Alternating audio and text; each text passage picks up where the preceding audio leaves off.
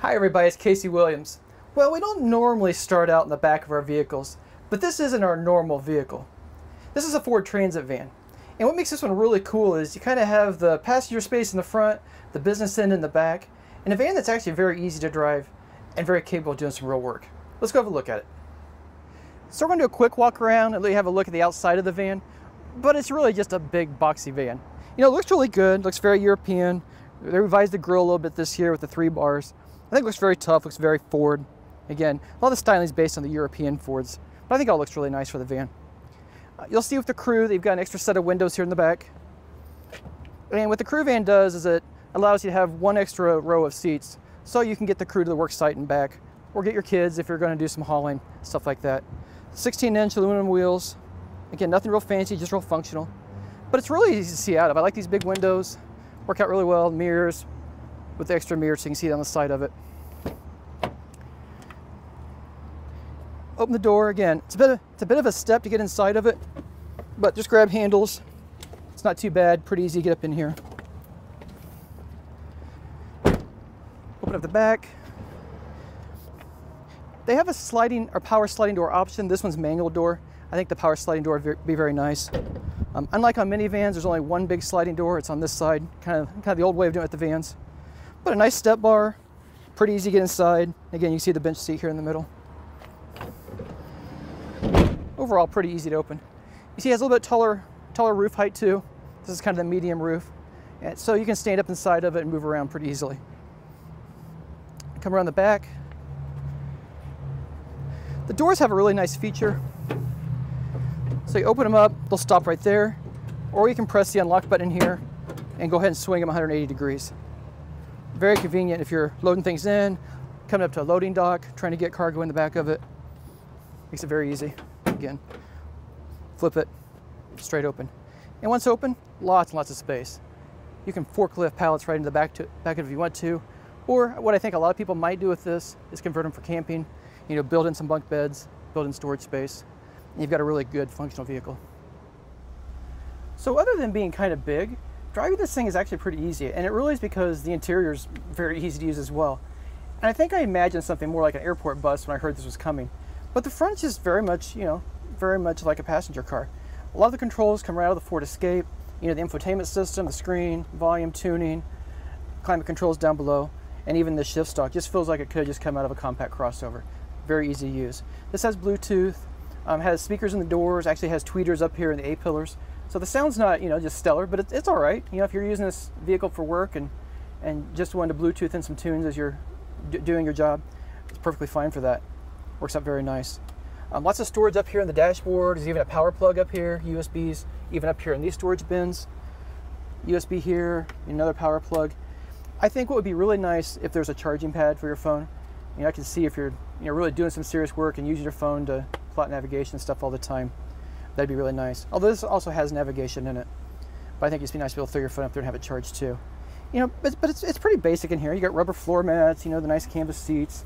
But, the driver's seat has power lumbar, power adjustments, armrest. You've got a leather wrapped steering wheel. So it's all pretty comfortable. It's a very nice place to be. And there's a lot of safety gear on this vehicle. It does have the automated parallel and perpendicular parking system. So again, a big vehicle like this, trying to get it in tight city streets, tight downtown parking perhaps, doing jobs, press the button and it'll help you get right into that parking spot. Also has adaptive cruise control, forward collision warning with auto brake, blind spot warning, rear cross path detection, pretty much the full suite of safety gear too. So I think that's really nice. It has rain sensing wipers that come on, it starts raining. But again, for a big van that's really designed to do work most of the time and carry some people, part of the time, I think they did a really nice job of making it an easy place to do your job.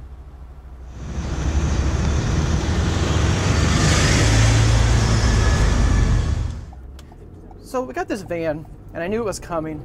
And I thought to myself, I'll take it from work, I'll drive it home, I'll drive it a couple miles, park it in the driveway, probably drive one of my other cars because I'm not going to want to drive in traffic every single day. And then we'll do the review and life will be good. But I drove it home and I thought, it's really not difficult to drive. Nice big windows, mirrors are great, it's got the little extra mirrors so you can see down the side of the vehicle, make sure nobody's in your blind spot.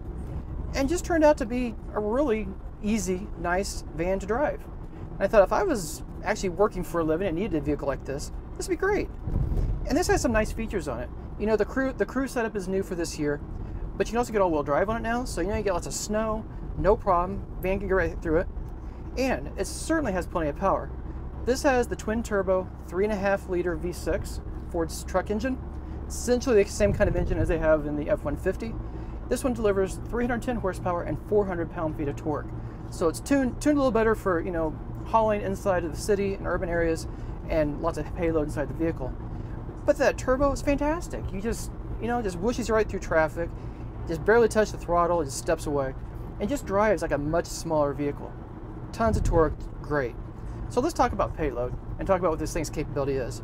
So you can put almost 3,000 pounds in the back of this. Pretty good for basically what is the F-150 equivalent in the van. And then you do make a Super Duty version of this called the 250.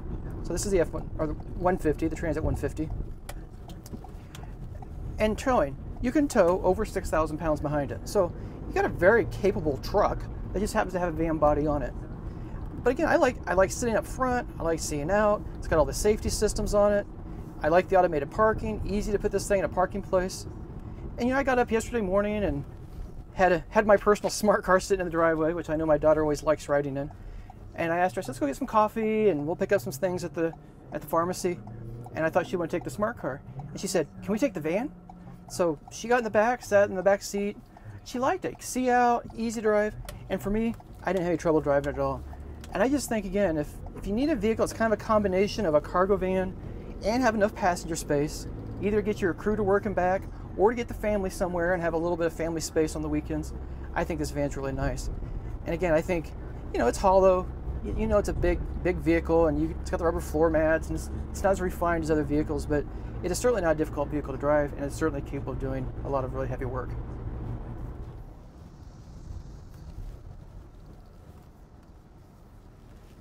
Well, being honest, we don't review a lot of cargo vans, but this one makes a lot of sense.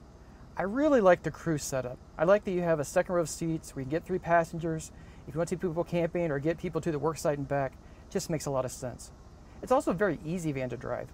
You know, the dashboard, a lot of it's really very similar to a Ford Escape. Very functional, very easy to use, very nice. Big wide windows, nice mirrors, easy to see out of it, easy to drive. That 3.5-liter twin-turbo V6, plenty of horsepower, plenty of torque to get your job done. It just gets it down the road very smoothly. So the truck, or this van, the way it's designed, I think just makes a lot of sense for a lot of people. But let's talk about pricing. So if you're at home and you're thinking, yeah, I might want to get one of those for my family and take some camping adventures with it, let's talk about price. So base price for this is $34,510 for a Transit van. The crew with all-wheel drive and the features this one have, you're looking at $51,510.